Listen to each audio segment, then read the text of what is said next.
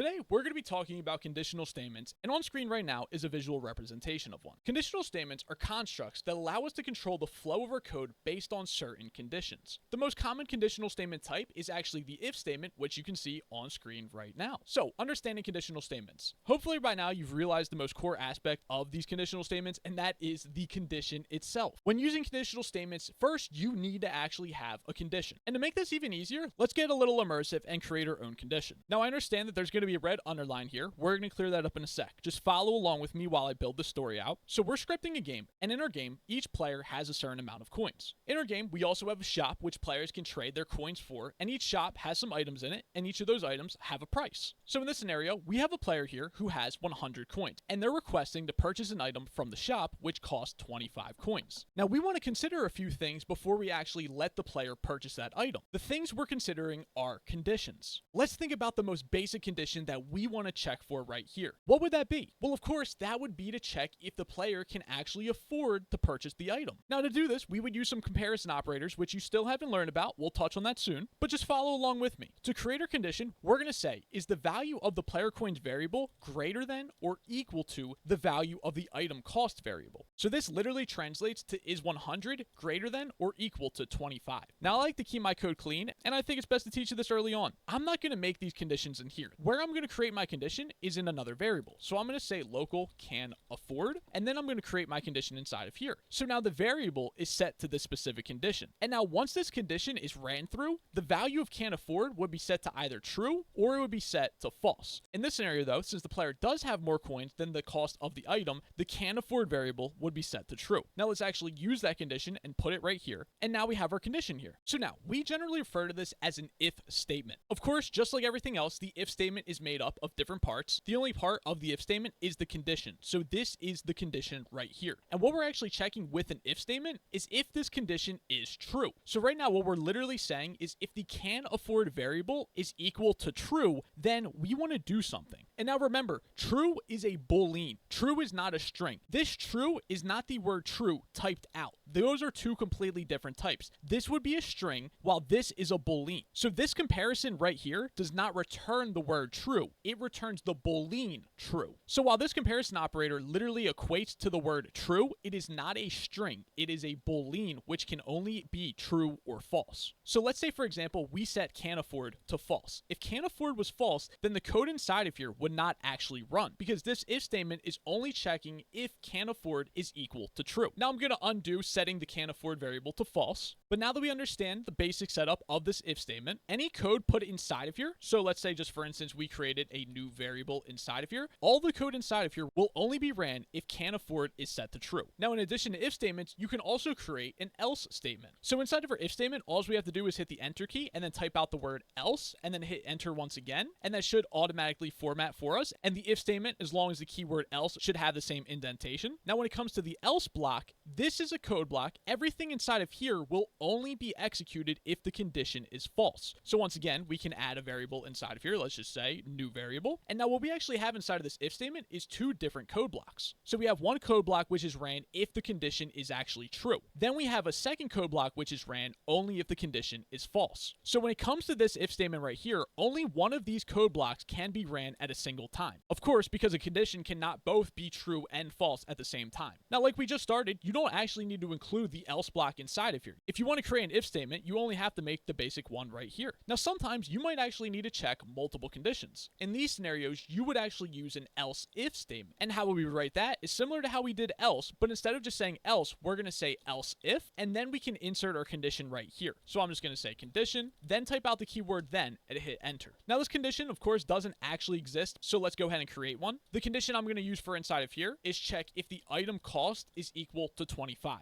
Now, once again, you probably don't know this comparison right here, but what this comparison is right here is the value of item cost the exact same as this value right here on the right-hand side of the two equal signs. So how this if statement actually works is first, it's going to check if this condition is true. If this condition is true, the only code inside of this if statement that's actually going to run is this block right here. Anything that's inside of here is not going to run if this is true. Now, let's say can't afford is actually set to false. If can't afford is actually set to false, the first thing the if statement's going to do is it's going to check if this condition is true. Since this condition is false, it's then going to go to our else if statement, and then it's going to check this condition right here. This condition is the item cost being the exact same value as this value right here, which this would result in true. So this code block right here would actually be executed, but this code block would not be executed at all. Now remember where we started at? We also had an else statement here as well. Well, let's update one of our conditions to make both of these false. So first in an if statement, we're going to first check this condition. If this condition is true, this is going to run. If this condition's not true, we'll then check if there's an else if. If there is an else if, we're then going to check that condition. Now, if this isn't true, then we can actually check if there's any more else ifs inside of here. And if there is another else if inside of here, then we'll check the next condition. And we'll keep doing that for all of the other else ifs. If any of these else ifs actually return true, then just that code block will run and nothing else will run. Now, let's say that all the else ifs are false, then it's finally going to go to the else statement, and then the code block inside of the else statement will actually run. So remember, everything that I highlight right here is a condition. If this condition is true, the only thing that's going to happen is this code block's going to run. None of these other code blocks are going to run inside of it. But if this is not true, then we're going to check this one. If this condition is true, then only this code block will run. None of the other code blocks will run. Now, if this condition is not true, we'll then check the next condition. If this condition is true, once again, only this block will run. Nothing else will run inside of this if statement.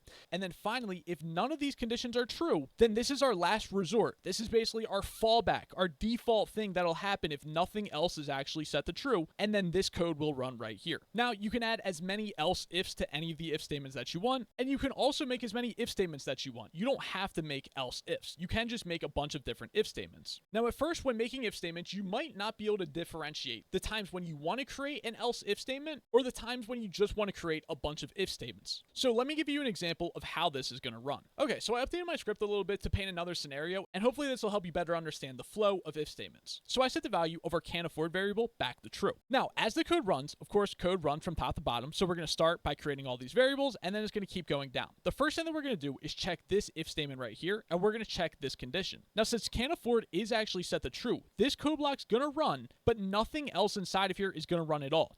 None of these conditions will actually even be checked because this condition is already passed and this if statement has just ran. So as soon as we check the first condition and realize that this condition is set to true, we're going to run this code and then go directly after the if statement and continue processing all the code down here. So now remember, this code just ran and the code is still continuing to run through the script. So next what we're going to do is we have an if statement, so we're going to check this condition. And since once again, this condition is set to true, we're going to run the code inside of here. Then after we've just checked this condition, what we're then going to do is keep going through the script. We're going to check this condition now because it's in an if statement. And then no matter what, if this is true or false, we're going to keep going down the script and then check the next if statement. And even if this is true or false, we would still go down. And if there's another if statement, we would still do the check once again. So that's the difference between using a couple of if statements or using an if statement with a couple of else ifs inside of it. Whenever one condition passes, none of the other things are even checked. So cleaning off my whiteboard, I left up at the top the conditional statements, which is just the basic if, else if, and finally the else statement. Next, what we're going to cover are comparison operators. Now, comparison operators are used to compare values and determine the relationship between them. Now, comparison operators might sound a little confusing. When we say operators, what we're referring to are basically just different symbols. So you could think of these as comparison symbols. So what these operators do is they judge the conditions and return a Boolean value based on the result of the comparison. And we actually just used these earlier in the video. Now I've created 3 variables to demonstrate using the 3 most common comparison operators. If we look at our first variable, this variable is named equal to, because that's what these 2 equal signs actually represent. What we're doing with any comparison operator, which includes all of these right here, all of these different symbols are comparison operators. And what we're doing with these comparison operators is we're comparing whatever on the left to whatever's on the right. So if this comparison operator, which stands for equal to, what we're doing is checking if the value 1 is equal to the value 1. So what we're doing is we're checking if the value 1 on the left-hand side is equal to the value 1 on the right-hand side, which this comparison would return true. So the equal to variable would be set to true. Now, if we replaced either of these numbers with, say, the number 2, we would then be checking if the number 1 is equal to the number 2, which would turn this value to be false because 1, of course, does not equal 2. 1 only equals 1. We can then look at our less than variable, and with this comparison, we're actually using an arrow symbol which points to the left. Now, depending on what grade you're in, or if you've graduated already, you probably understand less than or greater than, but don't feel bad if you don't. As a kid, somehow I always got confused by the symbols, but now that I've used them so much, they're implanted into my my brain and I can never forget them. I remember when I was young, I was taught the crocodile method, which would help put into your mind which sign is less than and which sign is greater than. So don't feel bad if you're having a hard time remembering these symbols. It'll get easier as time goes on, trust me. But yes, once again, what we're doing here is comparing the value on the left to the value on the right. And with this symbol, we're checking if the value on the left is less than or lower than the value on the right. So is 1 less than 2? Is 1 a lower number than 2? And 1 is a lower number than 2, so this variable would be set to the value of true. Next, we have the opposite of less than, which is greater than. So again, this uses the opposite symbol. This time it is the arrow pointing towards the right. Again, we're comparing the value on the left with the value on the right, and what we're doing here is we're checking if the value on the left is greater than or more than the value on the right. So is 2 a larger number than 1? And it is, so this variable would be set to true. Now those are the basic operators, and if you understand them, then you can easily understand the ones that compound from them. So on screen, we can see that I've added some more comparison operators. We'll start off with the not equal to. Remember how we have equal to, which is two equal signs? We're using two equal signs to do a comparison called equal to. So we're checking if these two values are the same. Now for doing a not equal to comparison, we're first actually using the tilde sign, and then we use an equal sign. Now the tilde symbol is to the left of the 1 key, and it's the shift version of the backtick key. So you hold shift down, you hit backtick, and then you have a tilde right there. Now what this is actually doing is it's checking if the value on the left is not the same as the value on the right. Now this comparison would actually make this value false because 1 does actually equal the number 1. If we wanted to make this variable true, we would have to compare the number 1 to not being the same number as the number 2. So this is how we can check if values are equal. This is how we can check if values are not equal. Let's then go to the less than or equal to comparison. Again, just like how we check if a value is less than another value, and we're doing the same thing. So we're using the same symbol, we're checking the same thing, but this time we're actually checking two things. So you can almost look at it like the less than sign is one check and the equal sign is another check. Because what we're actually doing is checking if the value on the left is less than or if it's equal to the value on the right. So we're checking for two different things right here. Now keep in mind, when it comes to equal to and not equal to, we're only checking one thing. We're only checking if it's equal to or we're checking if it's not equal to. When it comes to checking for less than or greater than, we're again only checking for one thing. But when we check for less than or equal to, we're checking for two things. For this comparison to be true, the value on the left-hand side could either be less than the value of the right-hand side or the same value as the value on the right-hand side. So for example, this 1 could be set to 1 and this variable would be set to true. Otherwise, we could also set it to 2 and this variable would still be true as well. Now, from there, we can go to the greater than or equal to comparison. And again, it's the same process as the less than or equal to comparison. It's just the opposite. So again, we're checking if the value on the left-hand side is greater than or if it's equal to the value on the right-hand side. Now, currently, 2 is greater than 1, so this value would be set to true. If we make the number on the right-hand side 2, now 2 is not greater than 2, but what 2 is it's equal to 2. So again, this variable would be set to true. Now, comparison operators are a huge part of programming, especially when you tie them in with conditional statements. So you're going to be using all these different types of comparison throughout your code. Now, if we think back to the scenario that we used previously with the player coins and the item cost. In our game, players have coins, and we have a shop in our game which have items that players can trade their coins for. Now, when a player goes to purchase an item in our game, we need to check how many coins they have, and we also need to check the price of the item that they want to buy. When we get both those values, we can use comparison operators to check if the player can actually afford the item. So we know how many coins the player actually has. We're then going to compare that number and check if the player can actually afford it by checking if the amount of coins the player has is greater than or if it's the same amount as the cost of the item. Now, like I said, comparison operators are super useful, especially when combined with conditional statements. So continuing through the immersion that we're scripting the shop system in our game, we check if the player can actually afford it, and now we'll use an if statement because if the player can actually afford it, then what we want to do is reward them with the item. Now, sometimes that might be all that we do in our game. Sometimes we might not even do anything if the player can afford the item, but other times we might actually want to do something if the player is not able to afford it. And what do we want to do if the player cannot afford the item? Well, we want to notify them and say, hey, you're not actually able to afford this item. So that's a quick example of using comparison operators along with conditional statements. Now, along with comparison operators, we also have logical operators. Logical operators are literally used to combine or modify logical conditions. They allow us to perform logical operations on Boolean values and determine the overall truth value of an expression. Now, please tell me in the comment section down below if that last sentence wasn't the least helpful in understanding what logical operators are or even do. Don't worry, that information is all correct, but that sentence was formed by somebody who was way smarter than me. So that didn't even help me at all. Now, we use logical operators in if statements, and the logical operators complement the comparison one. So let's make a basic if if statement here saying if equal to